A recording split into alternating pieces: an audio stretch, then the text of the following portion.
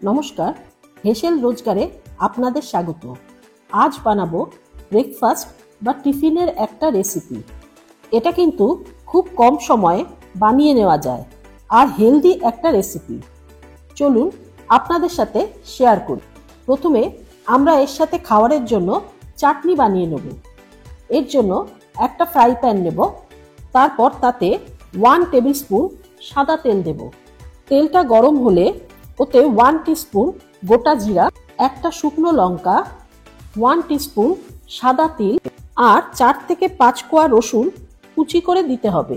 এবার রসুনটা লাল হওয়া অবধি ভাজবো। রসুনটা হালকা গোল্ডেন কালার ধরেছে। এবার এতে কিছুটা ধনেপাতা আর হাফ কাপ বাদাম দেব। বাদামটা শুকনো খোলায় ভেজে নিয়ে খোসাটা ছাড়িয়ে নিয়েছি। এবার ভালো করে বাদামটাকে দিয়ে ভাজতে হবে। বাদামটা কিছুক্ষণ ভাজার পর এতে 3টে টমেটো কুচি করে দেব। তারপর ভালো করে ভাজতে হবে। এরপর এর মধ্যে 4টে কাঁচা লঙ্কা দেব। কাঁচা লঙ্কাটা আপনাদের ঝাল অনুপাতে দেবেন। হাফ টিস্পুন কাশ্মীরি লঙ্কা কালারের জন্য আর স্বাদ মতন নুন দিয়ে ভাজতে হবে। নুন দিলে টমেটোটা খুব কম সময়ে নরম হয়ে যায়। টমেটোটা নরম হয়ে এসছে।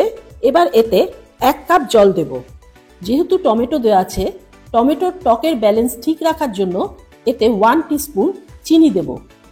তারপর ভালো করে ফুটাতে হবে আর টমেটোটাকে যতটা সম্ভব স্ম্যাশ করব। জলটা অনেকটাই রিডিউস হয়ে গেছে। এবার গ্যাসটা বন্ধ করে দেব আর ঠান্ডা করে নিতে হবে। টমেটোটা পুরো ঠান্ডা হয়ে গেছে। এবার মিক্সিতে নিয়ে ফাইন একটা পেস্ট তৈরি করে নেব। পেস্ট তৈরি করা হয়ে গেছে।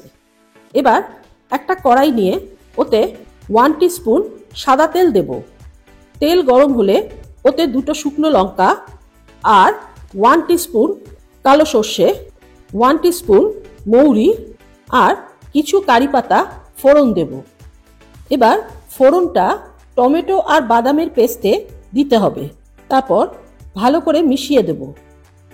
আমাদের চাটনি তৈরি। এবার ধোসার ব্যাটারটা বানানোর জন্য মিক্সিতে 200 গ্রাম সুজি নেব, 100 গ্রাম টক দই, স্বাদ মতন নুন আর 1 টিস্পুন চিনি দেব। তারপর পেস্টটা তৈরি করবার জন্য 1.5 কাপ জল দেব। তারপর মিক্সিতে ফাইন পেস্ট তৈরি করে নিতে হবে।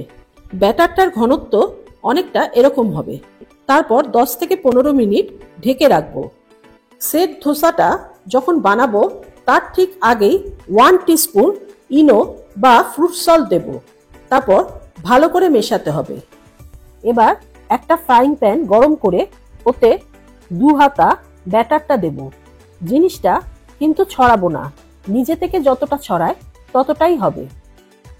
এই সময় গ্যাসটা মিডিয়াম আঁচে রাখতে হবে। আস্তে আস্তে উপরটা শুকিয়ে যাচ্ছে আর অসংখ্য জালির মতন তৈরি হচ্ছে। একটা ধোসা বানাতে 1 থেকে 1.5 মিনিটের মতন সময় লাগে। উপরটা পুরোটাই হয়ে গেছে। এবার আস্তে করে তুলে নিতে হবে। দেখুন কত সহজেই উঠে গেল। বাচ্চাদের টিফিন দেওয়ার ক্ষেত্রে চটজলদি কিন্তু এটা বানানো যায়। এইভাবে প্রত্যেক কটা সেট ধোসা তৈরি করে নিতে হবে। এই ধোসাটা টমেটোর চাটনি ছাড়াও যে কোনো তরকারি বা মাংসের সাথেও ভালো লাগে। আমাদের সেট ধোসা তৈরি। এটা কিন্তু খুব নরম তুলোর মতন হয়। আর যদি নিরামিষ করতে চান তাহলে রসুনের জায়গায় আদা ব্যবহার করবেন। রান্নাটা যদি ভালো লাগে সাবস্ক্রাইব করবেন আর কমেন্টে জানাবেন।